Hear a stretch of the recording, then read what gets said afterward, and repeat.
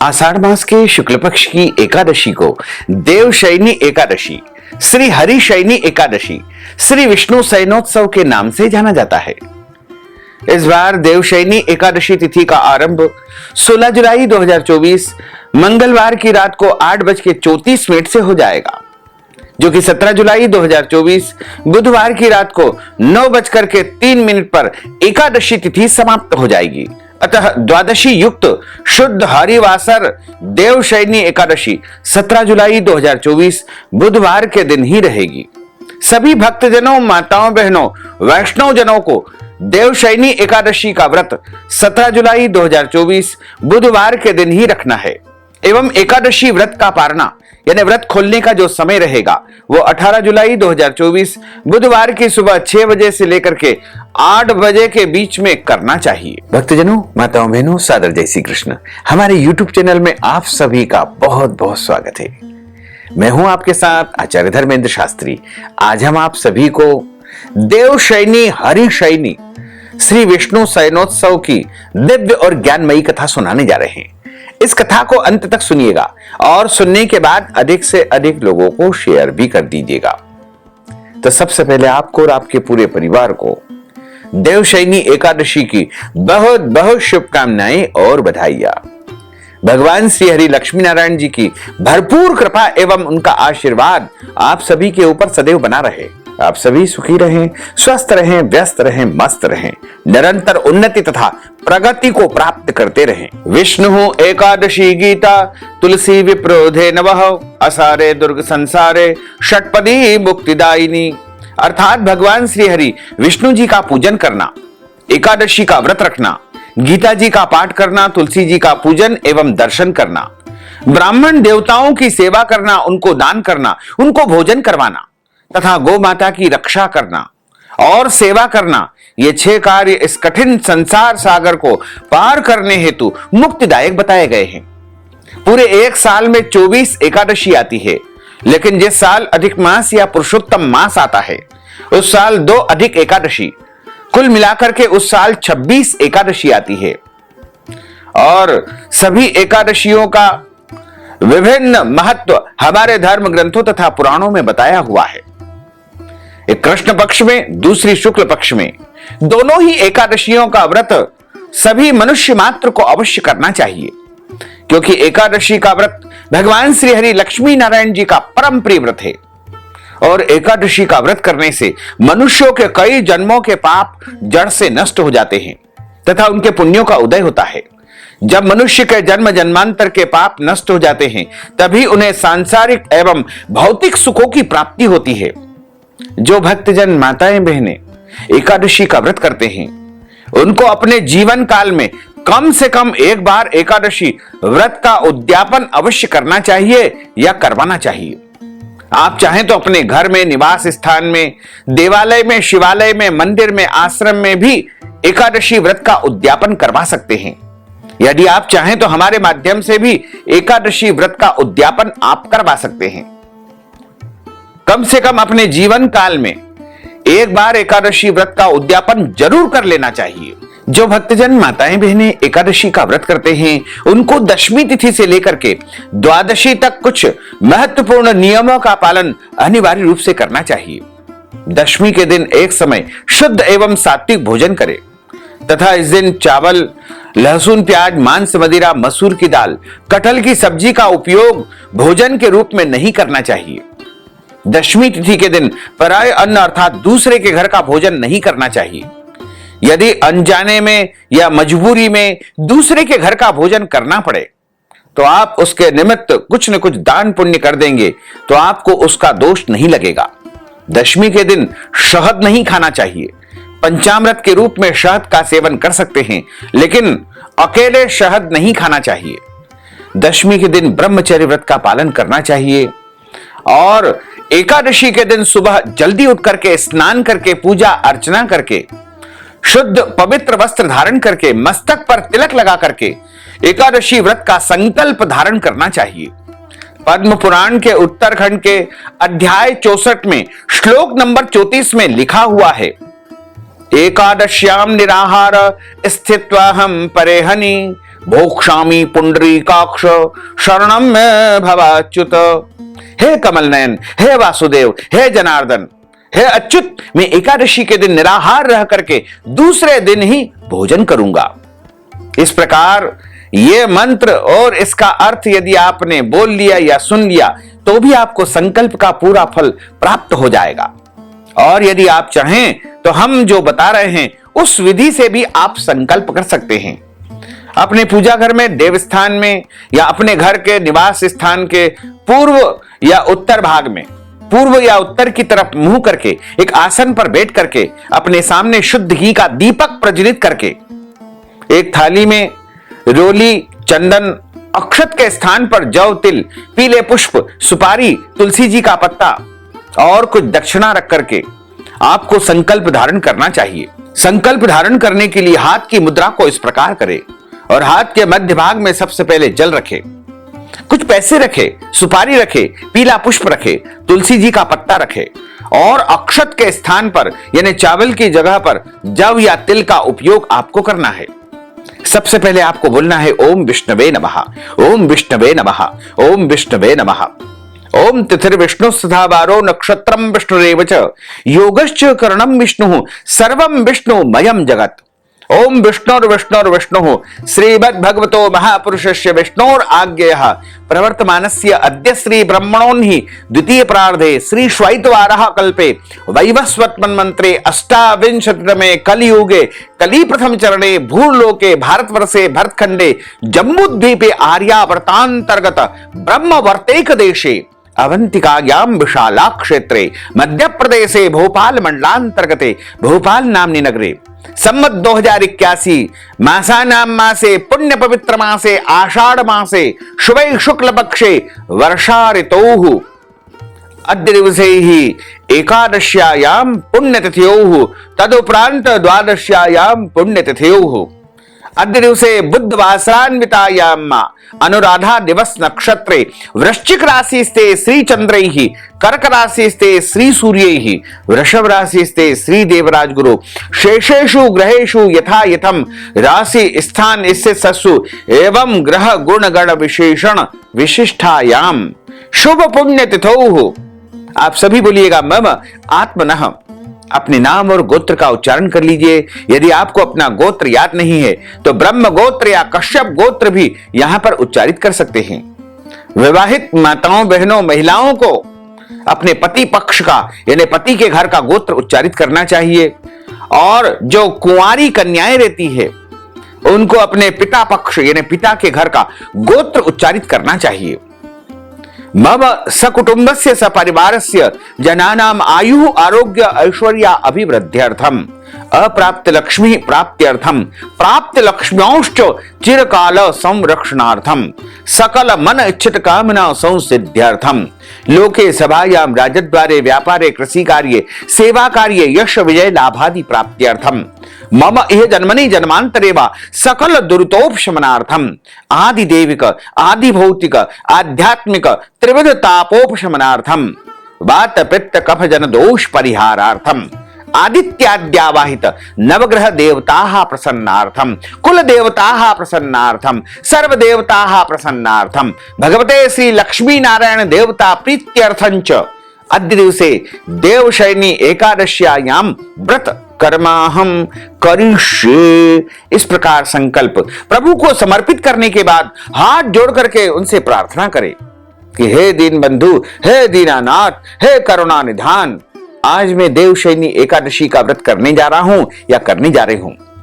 मुझे पूरी शक्ति एवं सामर्थ्य प्रदान करे कि सभी नियमों का पालन करते हुए पूरे विधि विधान के साथ में मैं एकादशी का व्रत धारण कर सकूं।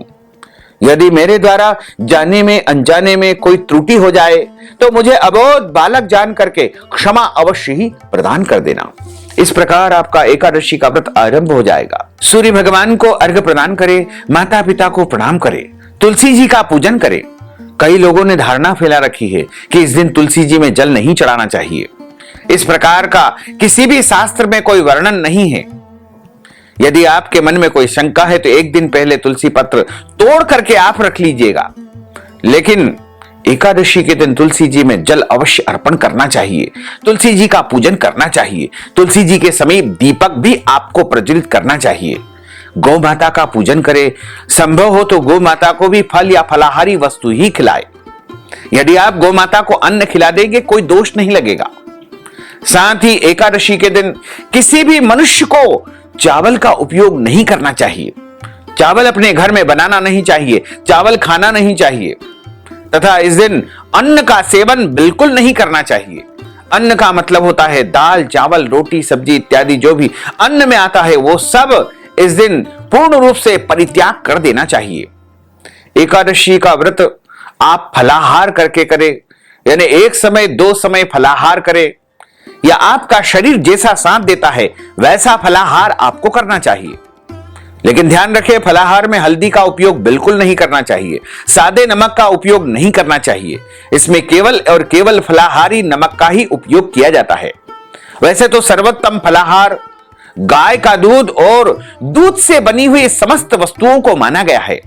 इसके साथ ही सभी प्रकार के जो फल होते हैं उनको भी फलाहार की श्रेणी में माना गया है। एकादशी के दिन अपने घर में लहसुन, प्याज, मांस, मदिरा का उपयोग बिल्कुल नहीं करना चाहिए।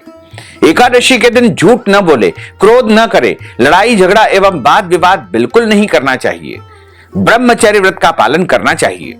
दाढ़ी कटिंग या शेविंग नहीं करवाएं। साथ में आपको नाखून भी नहीं काटना चाहिए और शरीर के अंग के कोई भी बाल काटना या कटवाना वर्जित माना गया है।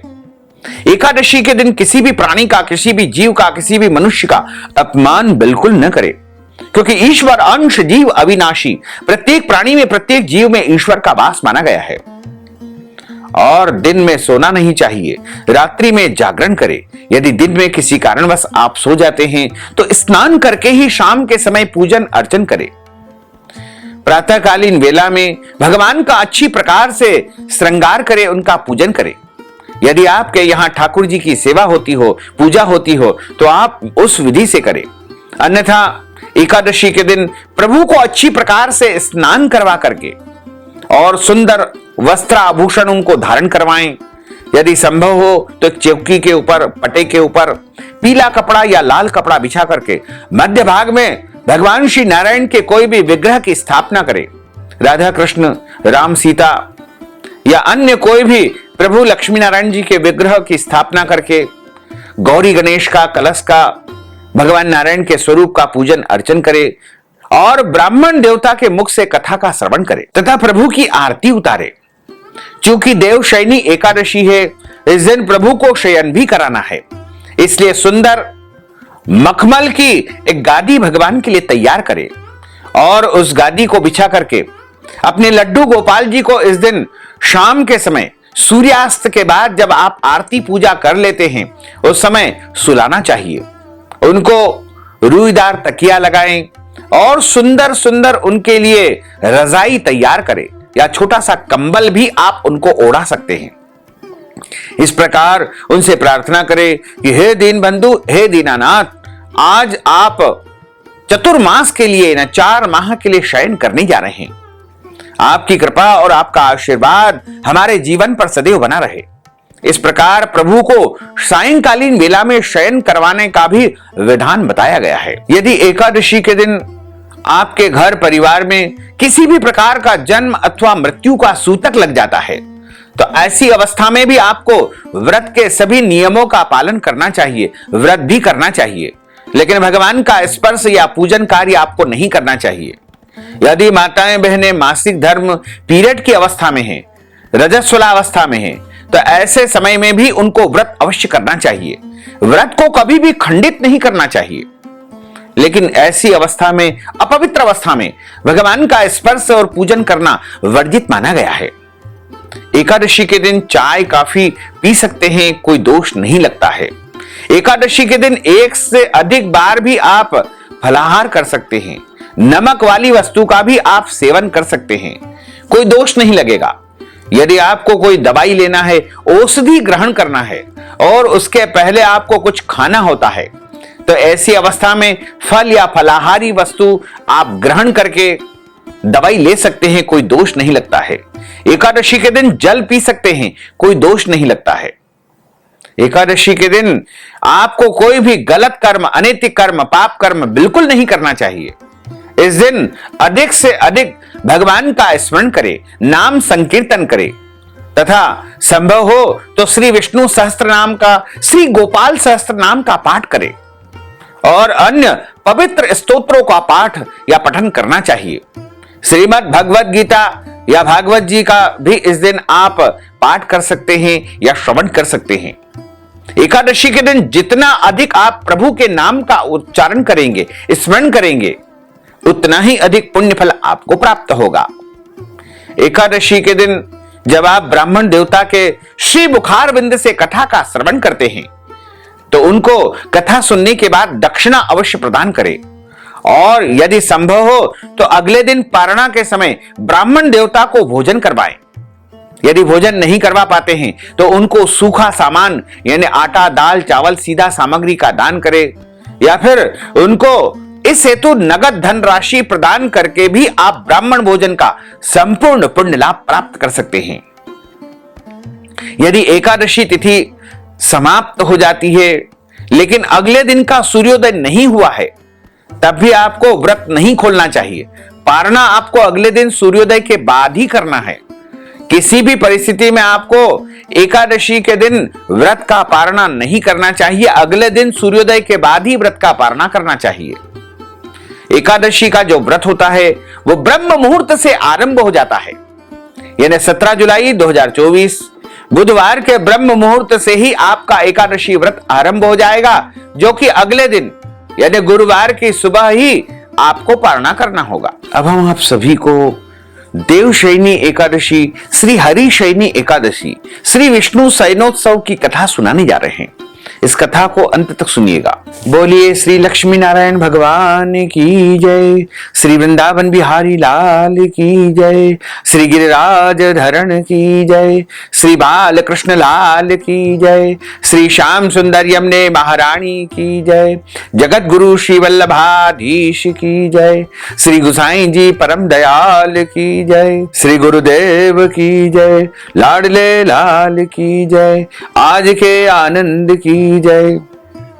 एक समय की बात है, धर्मराज युधिष्ठिर ने कहा कि हे केशव, गुरुर् ब्रह्मा गुरुर्विष्णु गुरुर्देवो महेश्वरा, गुरुः साक्षात् परब्रह्म तस्मै श्री गुरुवे नमः।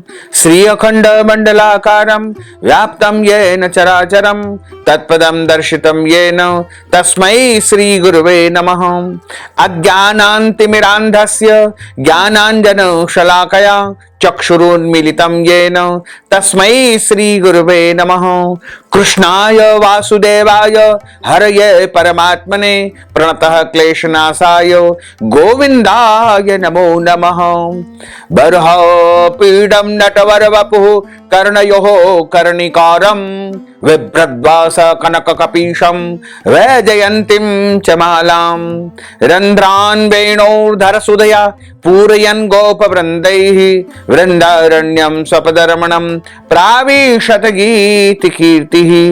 कस्तूरी तिलकं ललाटपटले वक्षस्थले कौस्तुभं नासाग्रे वरमौक्तिकं करतले वेणुः करे कंकणं। सर्वांगे हरिचन्दनं सुललितं कंठे च मुक्तावलिं गोपस्त्री परिवेष्टितो विजयते गोपालचूडामणिं।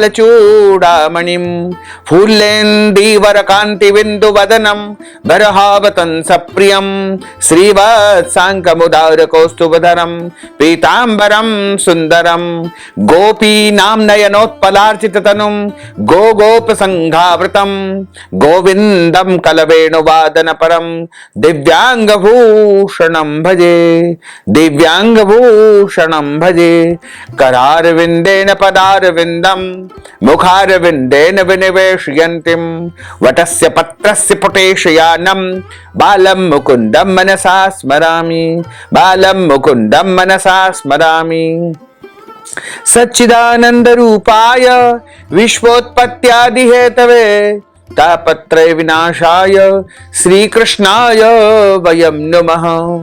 यं प्रव्रजन्तमनुपेतमपेतकृत्यं द्वैपायनो विरह कातर आजुहाव पुत्रेति तन्मयतया तर्वोऽभिनय दोस्तम सर्वभूत हृदयं मुनिमानतोऽस्मि। जय जय श्री राधा रमण, जय जय नवल किशोर, जय गोपी चित चोर प्रभु, जय जय माखन चोर। मात मेरी श्री राधिका, पिता मेरे घनश्याम, इन दोनों के चरणन में मेरा बारंबार प्रणाम, मेरा बारंबार प्रणाम, मेरा बारंबार प्रणाम। मोहिनी मूरत श्याम की वो मन रही समाय, जो मेहंदी के पात में लाली रही समाय। धन यौवन एक दिन उड़ जाएंगे जैसे उड़े कपूर, मन मूरख तू राम भज, क्यों चाटे जगधूर। बोलिए श्री लक्ष्मी नारायण भगवान की जय। एक समय की बात है, धर्मराज युधिष्ठिर ने कहा, हे केशव, आषाढ़ माह के शुक्ल पक्ष की एकादशी का क्या नाम है?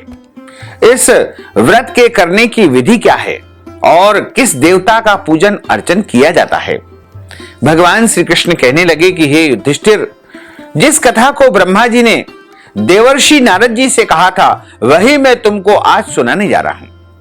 तुम ध्यान पूर्वक मन लगा करके इस कथा का श्रवण करो। एक समय नारद जी ने ब्रह्मा जी से यही प्रश्न किया था। तब ब्रह्मा जी ने उत्तर दिया कि हे नारद, तुमने कलयुगी जीवों के उद्धार के लिए बहुत उत्तम प्रश्न किया है, क्योंकि आषाढ़ माह के शुक्ल पक्ष की जो एकादशी आती है, उस एकादशी को देव शयनी एकादशी, विष्णु शयनी एकादशी या श्री हरि शयनी एकादशी के नाम से जाना जाता है। यह व्रत सभी व्रतों में उत्तम है। इस व्रत से समस्त पाप नष्ट हो जाते हैं और जो मनुष्य इस व्रत को नहीं करते हैं वह नरकगामी होते हैं। इस व्रत के करने से भगवान श्री हरि विष्णु जी अत्यधिक प्रसन्न होते हैं। इस एकादशी का नाम पद्मा एकादशी भी है। अब मैं तुमसे एक पौराणिक कथा कहता हूं, तुम मन लगा करके सुनो। सूर्यवंश में मानधाता नामक एक चक्रवर्ती राजा हुए, जो सत्यवादी और महान प्रतापी थे। वह अपनी प्रजा का पुत्रवत पालन किया करते थे। उसकी सारी प्रजा धन धान्य से सुखी और संपन्न थी। उसके राज्य में कभी भी अकाल नहीं पड़ता था। एक समय उस राजा के राज्य में 3 साल तक लगातार बरसात नहीं हुई और अकाल पड़ गया। प्रजा अन्न की कमी के कारण अत्यंत दुखी हो गई। अन्न के न होने से राज्य में यज्ञादि भी बंद हो गए। धार्मिक अनुष्ठान, पूजा पाठ, सब कार्य बंद हो गए। एक दिन प्रजा राजा के पास जाकर कहने लगी कि हे राजन, सारी प्रजा में त्राही त्राही मच रही है, क्योंकि समस्त विश्व की सृष्टि का कारण वर्षा है। वर्षा के अभाव से अकाल पड़ गया है और अकाल से प्रजा मर रही है। इसलिए हे राजन, कोई ऐसा उपाय बताइए जिसके करने से प्रजा का कष्ट नष्ट हो जाए। राजा मानधाता कहने लगे कि आप लोग ठीक कह रहे हैं, वर्षा से ही अन्न उत्पन्न होता है और आप लोग वर्षा न होने से अत्यंत दुखी हो गए हो। मैं आप लोगों के दुखों को समझता हूं। ऐसा कहकर राजा कुछ सेना को साथ में लेकर के जंगल की तरफ चल दिए।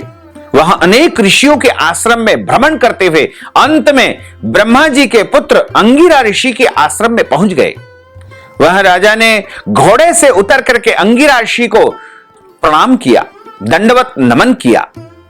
मुनि ने राजा को आशीर्वाद देकर के कुशल क्षेम समाचार पूछा। उसके बाद उनसे आश्रम में आने का कारण पूछा। राजा ने हाथ जोड़ करके विनीत भाव से कहा कि हे भगवान, सब प्रकार से धर्म पालन करने पर भी मेरे राज्य में अकाल पड़ गया है। इससे प्रजा अत्यंत दुखी है। राजा के पापों के प्रभाव से ही प्रजा को कष्ट होता है, ऐसा शास्त्रों में कहा गया है। जब मैं धर्मानुसार राज्य करता हूं तो मेरे राज्य में अकाल कैसे पड़ गया? इसके कारण का मुझे आप पता बताइए। अभी तक मुझे यह पता नहीं चल पाया है। अब मैं आपके पास इसी संदेह को निवृत्त कराने के लिए आया हूं। कृपा करके मेरे संदेह को आप दूर कीजिए। साथ ही प्रजा के कष्ट को दूर करने का कोई सरल उपाय बताइए। इतनी बात सुनकर के ऋषि कहने लगे कि हे राजन, यह सतयुग सभी युगों में उत्तम है। इसमें धर्म को चारों चरण से सम्मिलित किया गया है, अर्थात इस युग में धर्म की सबसे अधिक उन्नति है। लोग ब्रह्मा जी की उपासना करते हैं और केवल ब्राह्मणों को ही वेद पढ़ने का अधिकार है। ब्राह्मणी तपस्या करने का अधिकार रख सकते हैं, परंतु आपके राज्य में एक पतित व्यक्ति तप कर रहा है। इसी दोष के कारण आपके राज्य में वर्षा नहीं हो पा रही है। इसलिए यदि आप प्रजा का भला चाहते हो तो उस शूद्र का, उस पतित व्यक्ति का वध कर दो। इस पर राजा कहने लगा कि हे महाराज, मैं उस निरपराध तपस्या करने वाले पतित व्यक्ति को कैसे मार सकता हूं? आप इस दोष से छूटने का कोई दूसरा उपाय बताइए। तब ऋषि कहने लगे कि हे राजन, यदि तुम अन्य उपाय जानना चाहते हो तो ध्यान पूर्वक सुनो। आषाढ़ माह के शुक्ल पक्ष की जो एकादशी आती है, जिसे पहले पद्मा एकादशी, फिर हरिशयनी, देवशयनी, विष्णु शयनोत्सव के नाम से जाना जाता है, उस एकादशी का विधि पूर्वक व्रत करो। व्रत के प्रभाव से तुम्हारे राज्य में वर्षा होगी और प्रजा सुख पूर्वक अपना जीवन यापन करेगी, क्योंकि इस एकादशी का व्रत करने से समस्त सिद्धियों को देने की शक्ति प्राप्त होती है और समस्त उपद्रवों को नाश करने वाला यह व्रत है। इस एकादशी का व्रत करने से तुम्हारी प्रजा के सारे कष्ट और संकट समाप्त हो जाएंगे। इस व्रत को तुम भी अपनी प्रजा और अपने पूरे परिवार के साथ में, सेवकों तथा मंत्रियों के साथ में इस व्रत का पालन करो। ऋषि के वचन को सुनकर के राजा अपने नगर को वापस आया और उसने विधि पूर्वक देवशयनी पद्मा एकादशी का व्रत किया। इस व्रत के प्रभाव से उसके राज्य में प्रचुर मात्रा में वर्षा हुई और प्रजा को सुख प्राप्त हुआ। अतः इस मास की, आषाढ़ मास की एकादशी का व्रत करने से मनुष्य के जीवन के सारे कष्ट और संकट समाप्त हो जाते हैं और उसे समस्त प्रकार का वैभव, धन, धान्य, सिद्धियां प्राप्त हो जाती है। इस व्रत को इस लोक में भोग और परलोक में मुक्ति अवश्य ही प्राप्त हो जाती है। इस कथा को जो कोई भी मनुष्य ब्राह्मण के मुख से सुनेगा, उसके सारे पाप नष्ट हो जाएंगे, इसमें कोई संदेह नहीं है। इस प्रकार यहाँ पर देवशयनी एकादशी व्रत कथा समापन होती है। बोलिए श्री लक्ष्मी नारायण भगवान की जय। अच्युतम केशवम राम नारायणम कृष्ण दामोदरम वासुदेवम हरे श्रीधरम माधवम गोपिका वल्लभम श्री जानकी नायकम श्री रामचंद्रम भजे। जानकी मनोहरम सर्वलोक नायकम श्री शंकरादि सेवितम पुण्य नाम कीर्तनम श्री राम राम राम राम राम नाम तायकम। रामा कृष्ण वासुदेवा भक्ति मुक्तिदायकम। रामा कृष्ण वासुदेवा भक्ति मुक्तिदायकम। हरे राम राम राम हरे हरे। हरे कृष्ण कृष्ण कृष्ण हरे हरे। श्री कृष्ण गोविंद हरे मुरारे। हे नाथ नारायण वासुदेवा, हे नाथ नारायण वासुदेवा, हे नाथ नारायण वासुदेवा। बोलिए श्री लक्ष्मी नारायण भगवान की जय। अब हम सभी मिलकर के प्रभु की आरती का गायन करेंगे। ओम जय जगदीश हरे, स्वामी जय जगदीश हरे। भक्त जनों के संकट, दास जनों के संकट क्षण में दूर करे। ओम जय जगदीश हरे। जो ध्यावे फल पावे, दुख बिन से मन का। स्वामी दुख बिन से मन का। सुख संपत्ति घर आवे, सुख संपत्ति घर आवे। कष्ट मिटे तन का। ओम जय जगदीश हरे। मात पिता तुम मेरे, शरण गहूँ मैं किसकी। स्वामी शरण गहूँ मैं किसकी। तुम बिना और न दूजा, प्रभु बिना और न दूजा। आस करूँ मैं किसकी। ओम जय जगदीश हरे। तुम पूर्ण परमात्मा, तुम अंतरयामी। स्वामी तुम अंतरयामी। पार ब्रह्म परमेश्वर, पार ब्रह्म परमेश्वर। तुम सबके स्वामी। ओम जय जगदीश हरे, तुम करुणा के सागर, तुम पालन करता स्वामी, तुम पालन करता। मैं सेवक तुम स्वामी, मैं सेवक तुम स्वामी, कृपा करो भरता। ओम जय जगदीश हरे, तुम हो एक अगोचर, सबके प्राणपति स्वामी, सबके प्राणपति। किस विध मिलहूं दयामय, किस विध मिलहूं दयामय, तुमको मैं सुमति। ओम जय जगदीश हरे, दीन बंधु दुख हरता, तुम ठाकुर मेरे स्वामी, तुम रक्षक मेरे। अपने हाथ उठाओ, अपनी शरण लगाओ, धार पड़ा तेरे। ओम जय जगदीश हरे, विषय विकार मिटाओ, पाप हरो देवा स्वामी, पाप हरो देवा। श्रद्धा भक्ति बढ़ाओ, श्रद्धा प्रेम बढ़ाओ, संतन की सेवा। ओम जय जगदीश हरे, तन मन धन सब कुछ है तेरा स्वामी, सब कुछ है तेरा। तेरा तुझको अर्पण, प्रभु जी का प्रभु जी को अर्पण, क्या लागे मेरा। ओम जय जगदीश हरे, पूर्ण ब्रह्म की आरती जो कोई नर गावे स्वामी, जो कोई नर गावे। कहत शिवानंद स्वामी, जपत हर हर स्वामी, मन वांछित फल पावे। ओम जय जगदीश हरे, ओम जय जगदीश हरे, स्वामी जय जगदीश हरे, मोहन जय जगदीश हरे। भक्त जनों के संकट, दास जनों के संकट, बंसी वाला दूर करे। ओम जय जगदीश हरे, कर्पूर गौरम करुणावतारम, संसार सारम भुजगेंद्रहारम, सदा वसंतम हृदयारविंदे भवम भवानी सहितम नमामि। मंदार मालांकुलितालकाये, कपाल मालांकित शेखराये, दिव्यांबराये च दिगंबराये, नमः शिवाये च नमः शिवाये। आरार्तिक्यं समर्पयामि, नमो नमः। हरिः ओं वा यज्ञेन यज्ञमय जन्त देवास्तानि धर्माणि प्रमाण्यासन्न, देहनाकं महिमानः सचन्त्रेऽत्र पूर्वे साध्याः सन्ति देवाः। ओम राजाधिराजाय प्रसय्य साहिने, नमो वयं वै श्रवणाय कुर्महे। समे कामान काम कामाय, मह्यं कामेश्वरो वै श्रवणो ददातु। कुबेराय वै श्रवणाय महाराजाय नमः। ओम स्वस्ति साम्राज्यं भोज्यं स्वराज्यं वैराज्यं पारमेष्ठ्यं राज्यं, महाराजमाधिपत्यमय्यं समन्तप्रियायै स्यात् सार्वभौमः। सर्वायुष अंतार्धा परार्धात् पृथिव्यै समुद्रपर्यन्ताया एकराडिति ततः श्लोकोऽभिगतो मरुतः। परिवेष्टारो मर्तस्यावसान गृहे आविक्षितस्य कामप्रेर विश्वे देवा सभासदिति। ओम विश्व तच्चक्षुत विश्वतो मुखो विश्वतो बाहुर्तो विश्वस्पात्, संबाहुभ्यान्दमति संपतत्रेर्द्या वा भूमिं जनयन् देव एकः। ओम एकदन्ताय विद्महे वक्रतुण्डाय धीमहि तन्नो दन्ती प्रचोदयात्। आदि शक्ति च विद्महे जगन्माताय धीमहि तन्नो शक्तिः प्रचोदयात्। तत्पुरुषाय विद्महे महादेवाय धीमहि तन्नो रुद्रः प्रचोदयात्।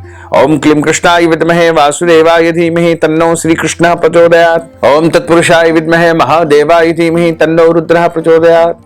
ओम महालक्ष्म्यै च विद्महे विष्णुपत्न्यै च धीमहि तन्नो लक्ष्मी प्रचोदयात्। ओम नारायणाय विद्महे वासुदेवाय धीमहि तन्नो विष्णुः प्रचोदयात्।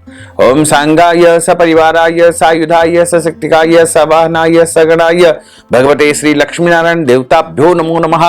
मंत्र पुष्पांजलिं समर्पयामि, नमो नमः। नाना सुगंध पुष्पाणि यथा कालोद्भवानि च, पुष्पांजलिं मया दत्तं गृहाण परमेश्वर। मंत्रहीनं क्रियाहीनं भक्तिहीनं सुरेश्वर, यत् पूजितं मया देवः परिपूर्णं तदस्तु मे। आवाहनं न जानामि तवार्चनं, पूजां च न जानामि, क्षम्यतां परमेश्वर, क्षम्यतां परमेश्वर, क्षम्यतां परमेश्वर। पापोऽहं पापकर्माहं पापात्मा पापसंभव, त्राहि मां पार्वतीनाथ सर्वपाप हरो हर। त्राहि मां लक्ष्मीनाथ सर्व पाप हरो हर।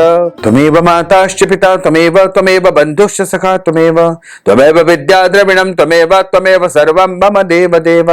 बोलिए श्री लक्ष्मी नारायण भगवान की जय, श्री वृंदावन बिहारी लाल की जय, श्री गोवर्धन नाथ भगवान की जय, श्री गिरिराज धरण की जय, श्री बाल कृष्ण लाल की जय, राजा रामचंद्र भगवान की जय, श्याम सुंदर यमुने महारानी की जय, जगत गुरु श्री वल्लभाधीश की जय, गुसाई जी परम दयाल की जय, श्री गुरुदेव की जय, लाडले लाल की जय, आज के आनंद की जय, धर्म की जय हो, अधर्म का नाश हो, प्राणियों में सद्भावना हो, विश्व का कल्याण हो, सनातन धर्म की जय हो, गौ माता की जय हो, नगर बस्ती की जय हो, आज के आनंद की जय हो, कल के आनंद की जय हो, परसों के आनंद की जय हो, बरसों बरसों के आनंद की जय हो। ओम नमः पार्वती पते, हर हर महादेव हर, काल हर, कंटक हर, दुख हर, दारिद्र हर, आनंद की लहर कर।